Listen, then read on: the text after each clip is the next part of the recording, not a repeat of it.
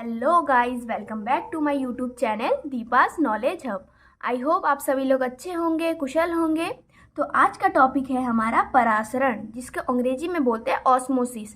तो आज हम परासरण के बारे में बात करने वाले हैं कि परासरण होता क्या है, ये किस प्रकार से ये जो प्रोसेस है परासरण की ये होती है।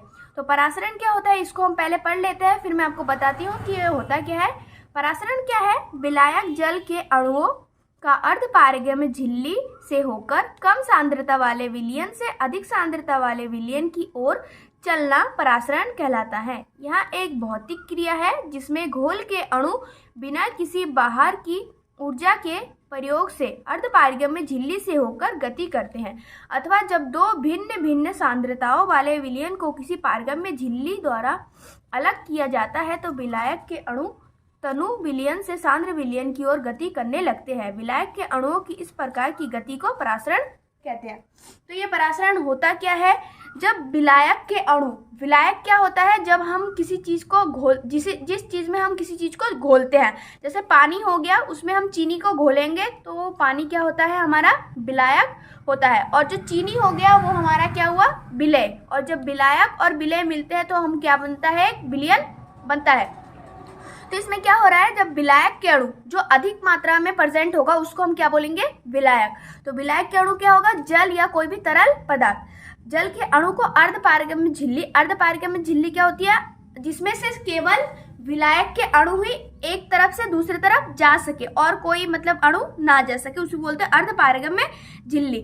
तो जब हम किसी विलयन में अर्धपारगम्य झिल्ली बीच में डालते हैं तो उसमें से क्या होता है? जो कम सांद्रता वाला विलयन होता है, मतलब जो पतला होता है वो, और जो गाढ़ा होता है वो अधिक सांद्रता। सांद्रता मतलब क्या होती है? कंसिस्टेंसी, मतलब किसी चीज में किसी चीज का घुलना, वो कितनी मात्रा में घुला है। अगर एक लीटर पानी में हम 50 ग्राम चीनी डालेंगे और एक लीटर पानी में हम आधा किलो चीनी डालेंगे, तो इसमें से कम कंसिस्टेंसी किसकी होगी? जो हमने 1 किलो में 50 ग्राम डाला वो क्या होगा? तनु होगा, मतलब क्या होगा? वो पतला होगा। लेकिन जिसमें हम आधा किलो चीनी डाल दे रहे हैं वो क्या होगा? उसकी कंसिस्टेंसी ज्यादा होगी, वो क्या होगी? ज्यादा गाढ़ी होगी। तो जब इस प्रकार का विलयन होता है तो हम इसमें क्या होता है कि विलायक के अणु, पानी के अणु क्या करते हैं? कम सांद्रता से अधिक सांद्रता की ओर गमन करने लगते हैं। इसी प्रोसेस को हम क्या बोलते हैं? परासरण कहते हैं। चलिए इसको हम चित्र की मदद से देख लेते हैं। देखिए ये है परासरण का प्रोसेस का चित्र। इसमें क्या हो रहा है? ये देखिए, ये पानी है और ये शुगर मॉलिक्यूल है। ये क्या हो गया? हमारा विलय पदार्थ होगा। क्या हो गया? ये हमारा विलय पदार्थ। और जो ये पानी है, ये पानी का अणु है, ये क्या हो गया? हमारा विलायक पदार्थ। तो क्या हो रहा है? जब ये बीच में हमने ये सेमी परमेनेबल मेम्ब्रेन रख दिया, मतलब अर्धपारगम्य झिल्ली ये हमने बीच में डाली, तो यहाँ पे क्या हो रहा है? इधर ये दोनों बराबर में है, तो ये धीरे धीरे क्या होगा? जो पानी के अणु है ये यहाँ पे निम्न सांद्रता है, तो ये निम्न सांद्रता से उच्च सांद्रता की ओर प्रवेश करेंगे।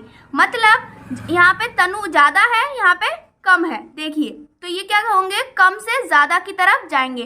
तो ये क्या हो रहा है? यहाँ से फिर ये वाला इधर लाए तो ये क्या हुआ? कम सांद्रता से अधिक सांद्रता की ओर चले गए। अर्धपारगम्य झिल्ली, इसमें क्या हुआ? दो अलग अलग है, जिसमें कंसिस्टेंसी कम होगी उसमें से क्या होगा? अधिक कंसिस्टेंसी की तरफ जाएगा। कम सांद्रता से अधिक सांद्रता की ओर विलायक के अणु का गमन होगा। जो ये पानी के अणु है वो ये कम सांद्रता से अधिक सांद्रता की ओर आ गए, तो ये ऐसा प्रतीत हुआ हमें।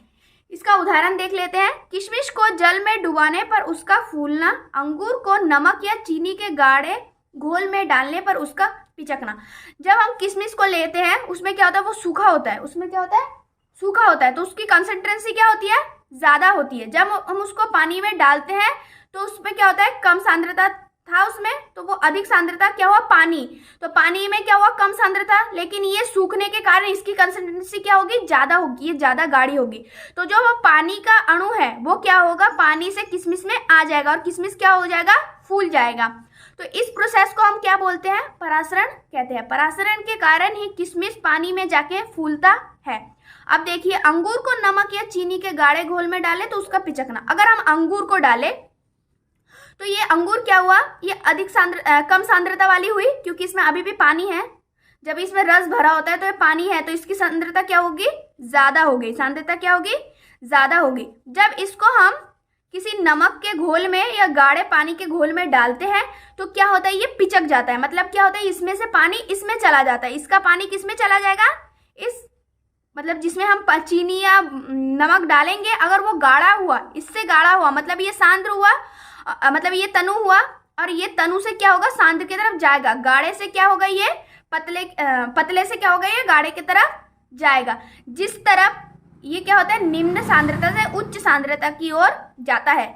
समझ गए। किशमिश क्यों फूलता है, क्योंकि किशमिश जब सूखता है तो उसकी कंसंट्रेंसी, उसकी सांद्रता क्या हो जाती है, ज्यादा हो जाती है, और पानी की कंसंट्रेंसी क्या होती है, कम होती है। तो ये क्या होती है, कम सांद्रता से अधिक सांद्रता की ओर आने लगते हैं। तो ये पानी के जो अणु है वो क्या करेंगे, किशमिश में आने लगेंगे, जिस कारण किशमिश क्या होती है, फूल जाती है।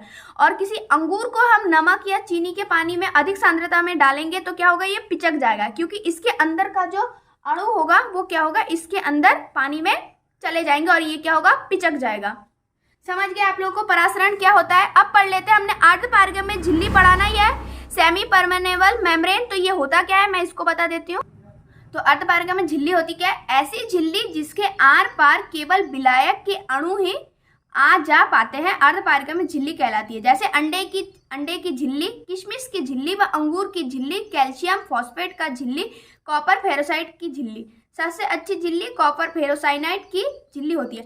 मतलब क्या होगा, अर्धपारगम्य झिल्ली एक ऐसी झिल्ली होती है, एक ऐसी परत है जिसमें से केवल क्या जा सकता है, विलायक के अणु ही जा सकता है, विलेय के अणु नहीं जा सकते। सिर्फ किसके अणु जा सकते हैं, आर पार विलायक के अणु ही जा सकते हैं। मैंने बताया था आपको विलायक क्या होता है, जिसकी संख्या अधिक होती है किसी चीज, जैसे पानी और चीनी का घोल हो गया, इसमें से जिसकी संख्या ज्यादा होगी, जिसकी मात्रा ज्यादा होगी, जैसे पानी की मात्रा ज्यादा होती है तो ये विलायक क्या होगा, पानी होगा। जिस चीज में किसी चीज को घोला जाता है वो चीज क्या होती है, विलायक कहलाता है। समझ गए। अर्धपारगम्य झिल्ली क्या होती है, एक ऐसी झिल्ली होती है जिसमें से केवल विलायक के अणु ही आर पार जा सकते हैं, उसके अलावा दूसरा विलेय के अणु नहीं जा सकते। जैसे अंडा हो गया, अंडे की जो झिल्ली होती है अंदर, वो क्या होती है, वो भी अर्धपारगम्य झिल्ली होती है। ठीक है। उसके बाद हो गया हमारी किशमिश की झिल्ली। किशमिश की जो बाहरी लेयर होती है वो भी क्या करती है, अर्धपारगम्य झिल्ली होती है, वो भी अर्धपारगम्य झिल्ली की तरह काम करती है। आई होप आज का वीडियो आप लोगों को अच्छा लगा होगा, आपको समझ में आया होगा परासरण होता क्या है। इसकी मैंने पूरी, मेरे से जितना हो पाता था मैंने आपको बता दिया कि ये हो क्या रहा है, इसका प्रोसेस बता दिया। अगर आप लोगों को अच्छा लगा हो तो लाइक शेयर कर देना और मेरे चैनल को सब्सक्राइब करना मत भूलना। Thank you so much.